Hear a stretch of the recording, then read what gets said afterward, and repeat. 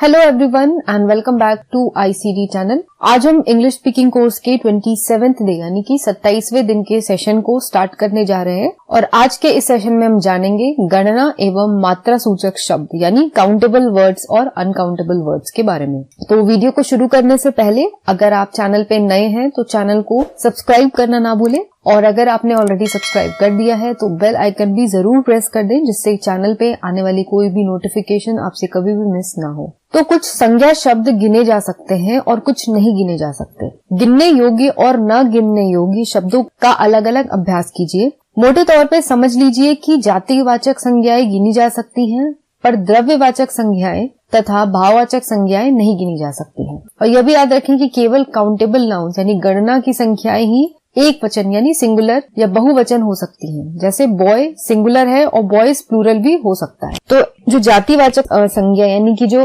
Proper noun है या common noun है सिर्फ वही संज्ञाएं ही काउंटेबल हो सकती है यानी उनको ही गिना जा सकता है।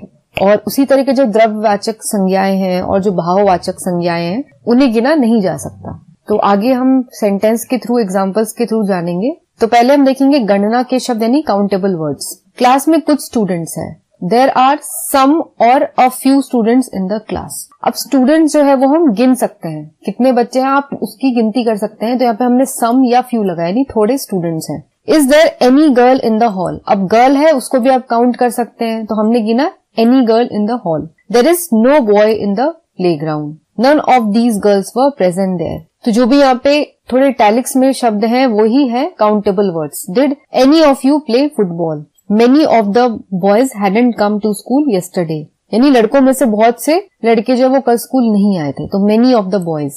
How many mangoes are there in the basket? तो काउंटेबल वर्ड्स के साथ हम many यूज करते हैं। How many apples, how many mangoes, how many boys, how many girls। Hardly would any girl like him।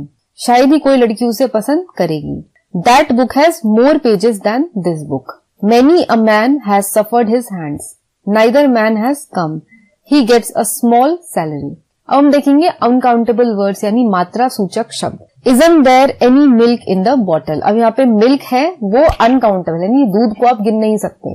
दूध की सिर्फ आप मात्रा बता सकते हैं कि थोड़ा दूध है या ज्यादा दूध है। वैसे ही है Is there any milk in the bottle? क्या बोतल में कुछ दूध है? तो हम दूध के साथ यहाँ पे हमने any लगाया है। How much milk is there in the glass? Glass में कितना दूध है? तो यहाँ पे how many milk हमने नहीं लिखा है, हमने लिखा how much milk। तो ऐसे शब्द जब हम यूज करते हैं जिन्हें हम काउंट नहीं कर सकते तो उसके साथ हम much लगाते हैं। Your glass has less milk than mine। Shall I give you some more milk? There was a lot of water in the river। Is it exactly half of that? अब अर्थ में बल। कल जरूर आना भूल न जाना। Do come tomorrow। Don't forget। You must come tomorrow। तब हम किसी चीज पे जब हम बल देते हैं तो हम उसको ऐसे ही लिखते हैं do come tomorrow। हम बोल सकते थे come tomorrow यानी कल आना, लेकिन अगर हम बल दे रहे हैं कि तुम्हें कल जरूर ही आना है या कल तुम आना भूल मत जाना तो हमने क्या कहा, हमने कहा do come tomorrow। या फिर हम बोल सकते थे you must come tomorrow।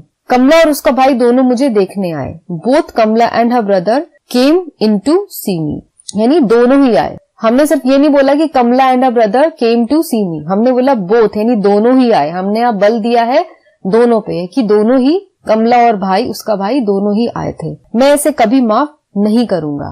I will never forgive him. तो ये बिल्कुल ऐसा सेंटेंस है कि मैं नहीं करूंगा तो मतलब नहीं करूंगा। तो इसको लिखने का तरीका ये भी था कि I will not forgive him. तो हम जनरल बोलते हैं कि मैं उसे माफ नहीं करूंगा, लेकिन अगर हमने ठान लिया कि नहीं मैं उसे माफ नहीं करूंगा तो हम लिखेंगे I will never forgive him. तो नेवर का जो हमने यूज किया यहाँ पे उससे उस बात पे बहुत ज्यादा बल पड़ रहा है। मैं वाकई प्रसन्न हूँ। Indeed I am happy. तुम पढ़ाई में सख्त मेहनत नहीं कर रहे हो। You don't study hard do you? निसंदेह मैं करता हूँ। Of course I do. चुप भी रहिए। प्लीज कीप क्वाइट या प्लीज बी क्वाइट। अपने पिताजी को चिट्ठी जरूर लिख दो। Do write to your father. तो यहाँ हमने भी देखा, यहाँ पे ऊपर भी हमने देखा कि डू का यूज हमने किया जब हमें किसी बात पे बिल्कुल बल देना है। तो राइट टू योर फादर का मतलब है अपने पिताजी को चिट्ठी लिखो, लेकिन जब हमने डू यहाँ पे लगा दिया तो इसका मतलब हो गया कि तुम्हें अपने पिताजी को चिट्ठी जरूर लिखनी ही लिखनी है। अब यहाँ पे इसके साथ है कुछ याद रखने लायक बातें। विशेषण यानी कि एडजेक्टिव्स की 3 डिग्रीज होती हैं। पहली पॉजिटिव जैसे पुअर, दूसरी कंपैरेटिव जैसे पुअरर और तीसरी सुपरलेटिव जैसे पुअरेस्ट। ये हमने पिछले के सेशन में पढ़ा है तीनों डिग्रीज के बारे में, poor, poorer, poorest, great, greater, greatest, hot, hotter, hottest. Ram is poorer than Mahesh, he is more careful than his brother. Comparative degree का प्रयोग करते समय पुअर आदि विशेषण के बाद देन अवश्य लगता है। सुपरलेटिव डिग्री का प्रयोग करते समय द को विशेषण से पहले रखते हैं, जैसे मनोहर इज द ओल्डेस्ट बॉय। तो जब हम कंपैरेटिव डिग्री यानी बीच वाला जो कंपैरिजन वाला जब हम यूज करते हैं ईआर वाला फॉर्म पुअरर, इसके बाद हम देन का यूज हमेशा जरूर ही करते हैं। और जब हम सुपरलेटिव फॉर्म यानी कि पुअरेस्ट ईएसटी वाला फॉर्म यूज करते हैं तो हम उसके पहले द जरूर लगाते हैं, ये आप हमेशा ध्यान जरूर रखें। तो ये सेशन तो इसी के साथ यहाँ पे समाप्त होता है, लेकिन आप इन वर्ड्स को प्रैक्टिस करना ना भूलें और भी नए वर्ड्स और नए सेंटेंसेस आप प्रैक्टिस कर सकते हैं। तो अगर आपको आज की वीडियो पसंद आई हो तो लाइक बटन को जरूर दबाएं और इस वीडियो को आप अपने फ्रेंड्स के साथ भी जरूर शेयर करें। मैं मिलूंगी आपको अगले सेशन में एक नई वीडियो के साथ। तब तक के लिए take care and have a nice day.